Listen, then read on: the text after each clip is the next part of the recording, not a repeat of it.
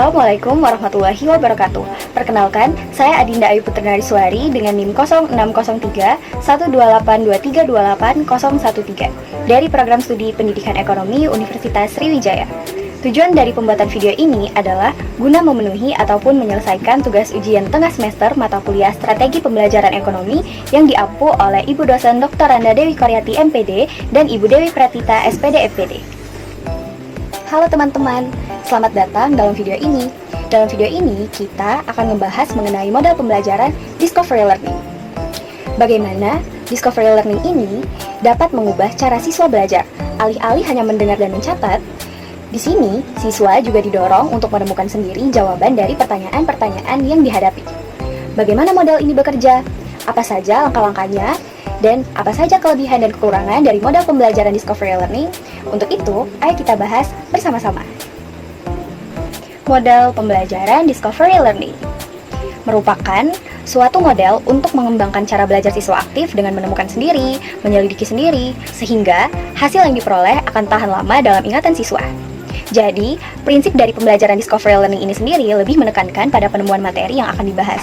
Teman-teman, dalam model pembelajaran Discovery Learning ini, kita diajak untuk menemukan sendiri jawaban atas pertanyaan-pertanyaan melalui proses eksplorasi dan penelitian.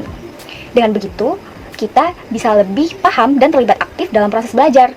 Dan sekarang, ayo kita bahas apa aja sih dan bagaimana langkah-langkah dalam model pembelajaran Discovery Learning. Langkah yang pertama, ada tahap orientasi. Dalam tahap orientasi ini, guru mengkondisikan kelas sebelum memulai proses pembelajaran. Dalam tahap pertama ini, guru memasuki ruangan dan mengucapkan salam, terdapat pula berdoa sebelum proses pembelajaran. Guru juga menanyakan kabar dan memberikan motivasi, serta adanya pengecekan presensi.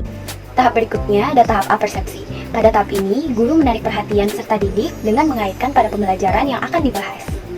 Tahap berikutnya, atau tahap yang ketiga, ada tahap inti. Dalam tahap inti ini, kita sudah masuk ke dalam inti pembelajaran. Dan di dalam tahap inti, ini terdapat beberapa tahap nih di dalamnya.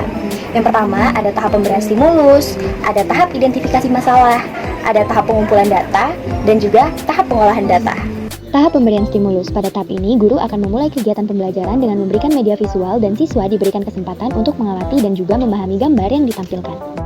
Tahap identifikasi masalah. Pada tahap ini, guru memberikan kesempatan kepada siswa untuk memberikan kesempatan pendapat atau jawaban dengan materi yang dibahas. Kemudian, siswa memberikan tanggapan atau argumen mengenai materi yang dibahas tersebut. Tahap pengumpulan data. Pada tahap ini, siswa diberikan kesempatan untuk mengumpulkan informasi yang relevan berdasarkan sumber yang telah ditentukan. Pada tahap ini, guru hanya berperan sebagai fasilitator. Tahap pengolahan data. Pada tahap ini, peserta didik akan mengolah informasi yang telah didapatkan melalui pengumpulan data. Pada tahap ini juga, guru hanya berperan sebagai fasilitator. Yang keempat ada tahap pembuktian data. Pada tahap ini, peserta didik mempresentasikan hasil pengolahan informasinya di depan kelas, kemudian siswa yang lain diberikan kesempatan untuk memberikan tanggapan, kritik, ataupun saran, serta pertanyaan. Tahap yang kelima, ada tahap generalisasi.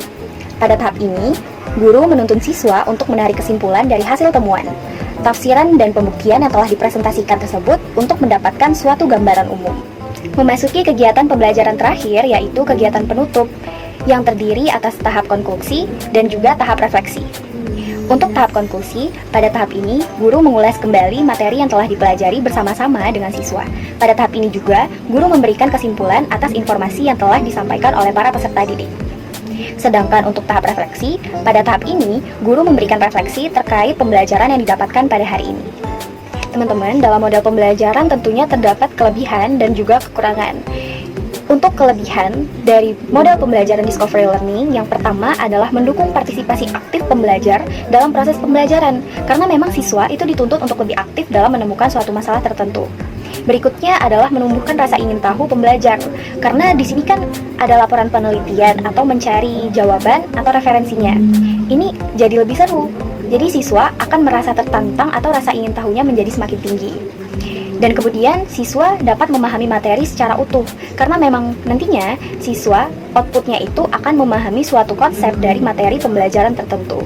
Dan untuk kekurangan dari model pembelajaran Discovery Learning ini, menurut pendapat saya, kadangkala terjadi kebingungan pada para pembelajar ketika tidak disediakan semacam kerangka kerja dan semacamnya. Jadi gini, ketika guru nih untuk mencari pengolahan data, kira-kira butuh tidak yang semacam LKPD, kerangka-kerangka kerja, atau langkah-langkah yang akan dilakukan oleh siswa. Nah, supaya siswa tidak bingung, tentunya guru harus menyiapkan hal-hal semacam ini. Karena biasanya kalau kita adakan penilaian atau pencarian data, itu kan biasanya harus ada langkah-langkah kerja yang guru siapkan, dan itu benar-benar disiapkan supaya siswa tahu apa yang dilakukan untuk setiap progresnya.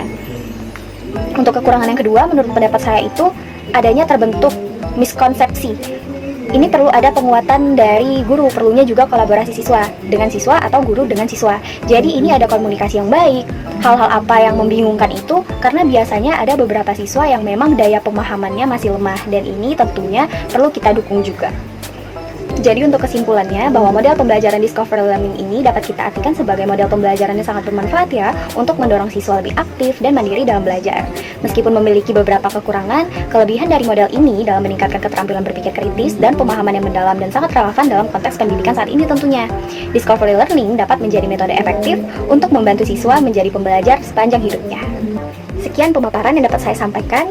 Sampai jumpa lagi. Terima kasih. Wassalamualaikum warahmatullahi wabarakatuh.